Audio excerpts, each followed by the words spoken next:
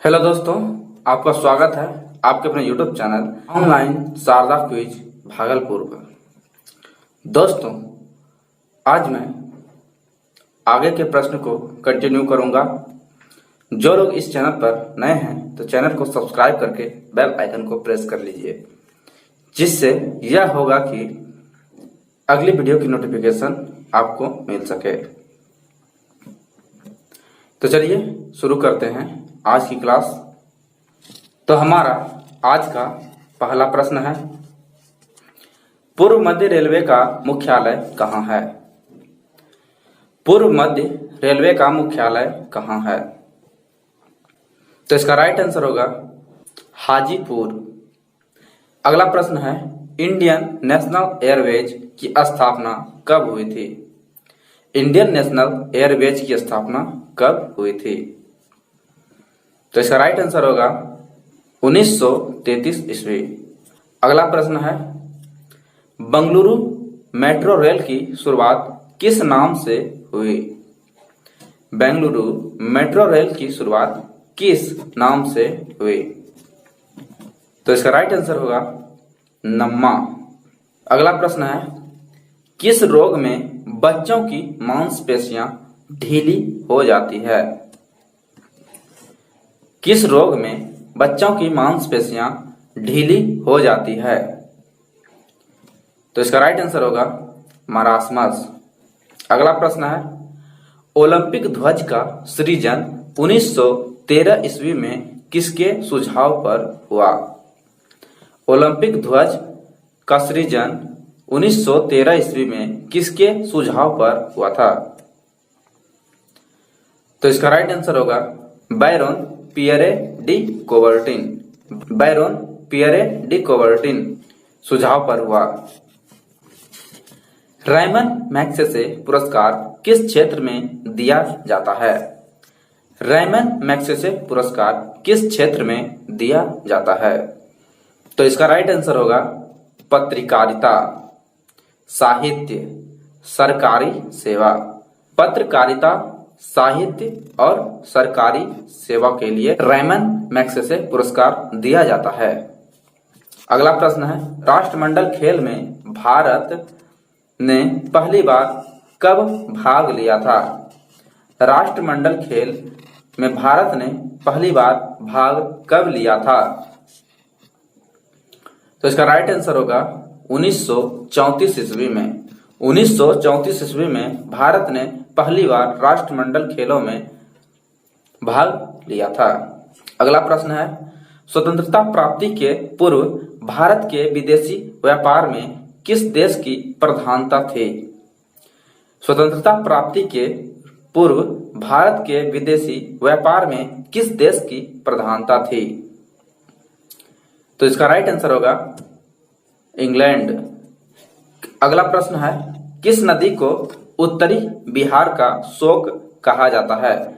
किस नदी को उत्तरी बिहार का शोक कहा जाता है, या उत्तरी बिहार का शोक किस नदी को कहा जाता है? तो इसका राइट आंसर होगा कोसी।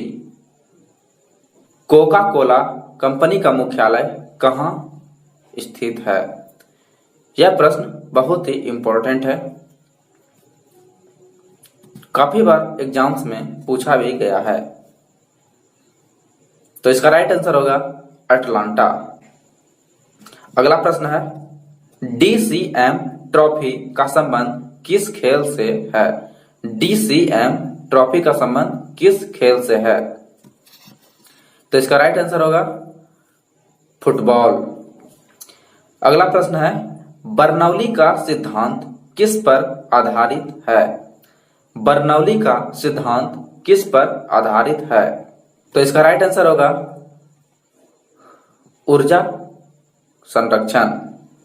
बर्नौली का सिद्धांत किस पर आधारित है? तो ऊर्जा संरक्षण पर। अगला प्रश्न है, संविधान सभा के अस्थायी अध्यक्ष कौन थे? संविधान सभा के अस्थायी अध्यक्ष कौन थे?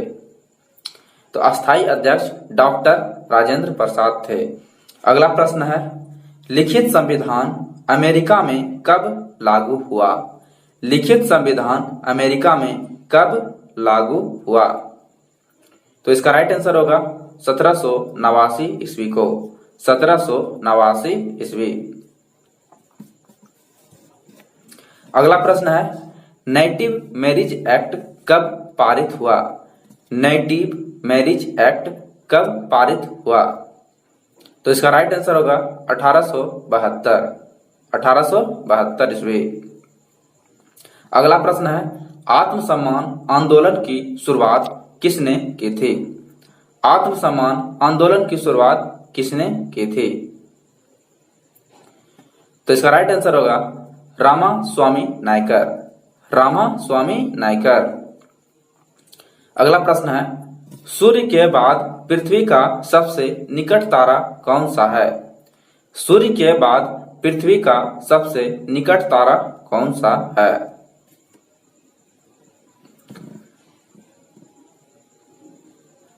तो इसका राइट आंसर होगा प्रोक्सिमा सेंचुरी, प्रोक्सिमा सेंचुरी। अगला प्रश्न है, क्यूबेक नगर किस नदी के किनारे बसा है? क्यूबेक नगर किस नदी के किनारे बसा है? तो इसका राइट आंसर होगा सेंट लॉरेंस, सेंट लॉरेंस। अगला प्रश्न है, मेघना किसकी सहायक नदी है? मेघना किसकी सहायक नदी है?